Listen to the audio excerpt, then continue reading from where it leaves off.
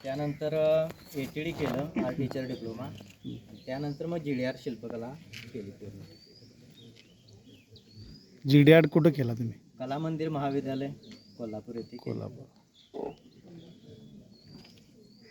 आत्ता सध्या तुम्ही कुठे कार्यरत आहात? सध्या पारगावमध्ये महाराजा सयाजीराव गायकवाड हस्तकला दालन येथे माझं स्वतःचं वर्कशॉप आहे.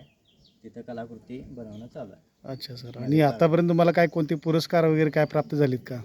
मला महाराष्ट्र शासनाचा शिल्पकलेतील पुरस्कार मिळालेला आहे 2010 साली. अच्छा.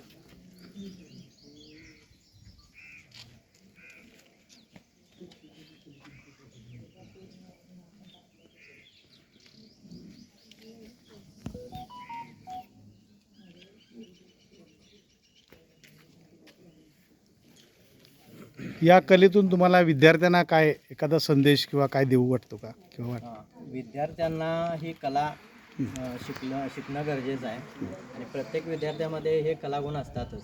ते वाढीस लागणं महत्त्वाचं आहे आणि मोबाईलपासून दूर जाऊन ह्या कलेमध्ये इन्व्हॉल्वमेंट वाढली तर यामध्ये चांगले कोर्सेस वेगवेगळ्या ठिकाणी आहेत आणि चांगले जॉब पण आहेत.